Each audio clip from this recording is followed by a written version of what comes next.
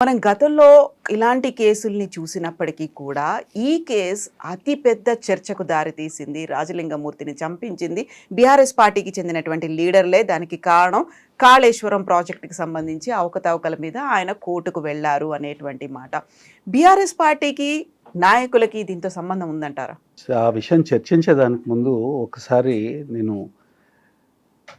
మీకు ఏం చూపించాలనుకుంటున్నానంటే ఎఫ్ఐఆర్ చూపించాలనుకుంటున్నాను. ఆ కేసులో ఎఫ్ఐఆర్ ఇది. ఆ ఎఫ్ఐఆర్ ఇచ్చింది, ఆ ఫస్ట్ ఇన్ఫర్మేషన్ రిపోర్ట్ దాఖలు చేసింది ఎవరు అంటే రాజలింగమూర్తి వైఫ్ సతీమణి. అందులో ఏం కంటెంట్స్ ఉన్నాయో చూడాలండి.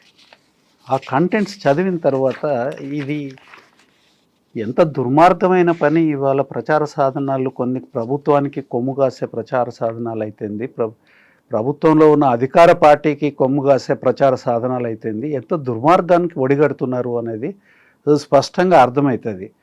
మీరు చదవమంటే చదువుతాను, ఎందుకంటే చదవాల్సిన అవసరం ఉంది. శ్రీత గౌరవనీయులైన స్టేషన్ హౌస్ ఆఫీసర్ భూపాలపల్లి గారికి నమస్కరించి వ్రాయినది. నేను అనగా నాగవెల్లి సరళ, వైఫ్ ఆఫ్ రాజలింగమూర్తి, 45 సంవత్సరాలు, వృత్తి వడ్రంగి, మాజీ కౌన్సిలర్ని, resident of Reddy colony, Bhupalpally police station ఎదురుగా భూమి ఉన్నది. అట్టి భూమి విషయమై రేణుకుంట్ల కొమరయ్య, రేణుకుంట్ల సంజీవు కుటుంబ సభ్యులతో గొడవ జరుగుతున్నది.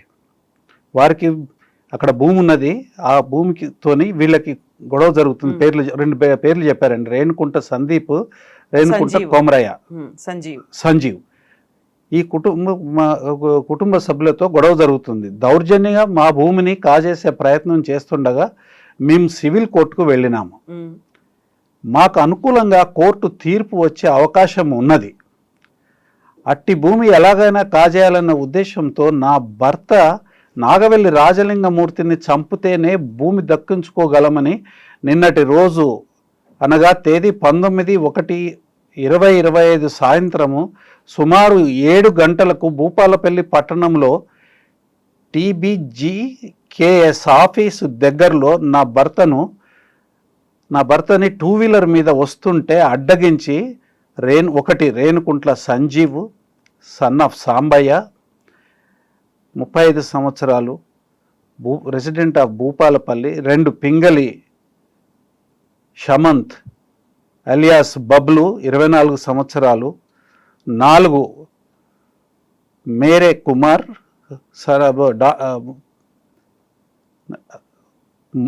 తర్వాత కొత్తూరి కుమార్ అనే 4 వ్యక్తులు 2 బండ్ల మీద వచ్చి ఇనుప రాడ్డులతో తల మీద కొట్టి కడుపు భాగంలో కత్తితో పొడిచి కిరాతకంగా నా భర్త అయిన నాగవెల్లి రాజలింగమూర్తిని, 50 సంవత్సరాల వయసు అతన్ని చంపినారు.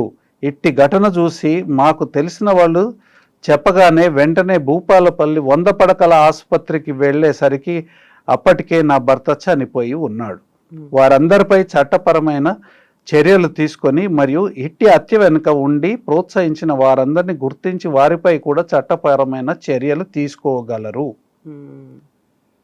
తర్వాత ఇంకొకటి యాడ్ చేసినారు, ఇట్టి ఘటనలో రాజకీయ నాయకుల ప్రమేయము ఏమైనా ఉన్నదేమో అనే అనుమానము ఉన్నది.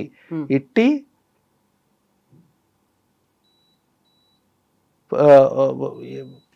హత్యపై పూర్తి స్థాయి విచారణ జరిపి మాకు న్యాయం చేయగలరని ప్రార్థన.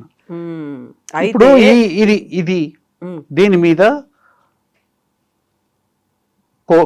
పోలీస్ ఆఫీసర్, SHO ఎవరైతే స్టేషన్ హౌస్ ఆఫీసర్ ఉన్నారో FIR నమోదు చేసి ఇమీడియట్గా ఇన్వెస్టిగేషన్ పంపించినారు. అయితే ఇందులో స్పెసిఫిక్ కారణం చెప్పినారు. ఏ కారణం చేత ఎవరితో కొట్లాట ఉన్నది, మాకు ఎవరు ఆమె భర్తను చంపాలనుకున్నారు, ఏ కారణం చేత చంపాలనుకున్నారు, వారి పేర్లతో సహా స్పష్టంగా ఒక FIR రాసి ఇస్తే ఆ ఎఫ్ఐఆర్ని నమోదు చేసుకున్నారు. ఈ నమోదు చేసుకొని వాళ్ళు ఇన్వెస్టిగేషన్ చేస్తారు. ఎక్కడ కూడా ఏ పొలిటికల్ నాయకుడి పేరుని ప్రస్తావించలేదు. చివరికి లాస్ట్గా ఇదంతా ఇన్సిడెంట్ అంతా ఎక్స్ప్లెయిన్ చేసి ఆమె ఏం చెప్పిందనంటే, ఏవైనా ఉంటే కొంతమంది రాజకీయ నాయకుల హస్తము ఉన్నదేమో, దాని మీద కూడా దర్యాప్తు చేయమని చెప్పింది. ఎవరు అనేది లేదు, ఎందుకు అనేది కూడా చెప్పలే. రాజకీయ నాయకుల పేరు చెప్తూ ఆమె ఇందుకోసము అనేది చెప్పలే, కానీ హత్య ఎందుకు జరిగింది అనేది మాత్రం స్పష్టంగా చెప్పింది. మాకు భూమి ఉన్నది పోలీస్ స్టేషన్ ఆపోజిట్లో, దానికి సంబంధించి 2 కుటుంబాలతోని మాకు గొడవ జరుగుతూ ఉంది. మేము కోర్టులో కేసు వేసినాము, ఆ కేసు జడ్జిమెంట్ రాబోతుంది, మాకు విశ్వాసం ఉంది అది మా ఫేవర్లోనే వస్తుంది అనేది. అది అందుకని ఆయనను చంపేస్తే వాళ్ళు ఆ భూమి దక్కించుకోవచ్చు అనే ఉద్దేశంతో 4 కర్రలతోని కత్తులతోని దాడి చేసి చంపేసినారని స్పష్టంగా ఆమె పేర్కొన్నది. వాటి మీద చర్య తీసుకోమని చెప్పింది. కొన్ని పత్రికలు, కొన్ని ఛానల్స్ అదే పనిగా కాళేశ్వరం కేసేసినారు. కొంతమంది మీద ఆరోపణలు చేసినాడు ఈయన, కాబట్టి వాళ్ళే దీని వెనుక ఉన్నట్టుగా కథనాలు నడిపించినారు. కాళేశ్వరం మీద అతను ఒక కంప్లైంట్ వేసినాడు. ఆ కంప్లైంట్ కోర్టు కొట్టేసింది. కొట్టేసిన కంప్లైంట్ మీద ఆయన రివిజన్కి పోయినాడు. ఆ రివిజన్ మీద హైకోర్టులో పిటిషన్లు ఫైల్ అయినాయి. పిటిషన్లలో స్పష్టంగా అది స్టే ఇచ్చినారు.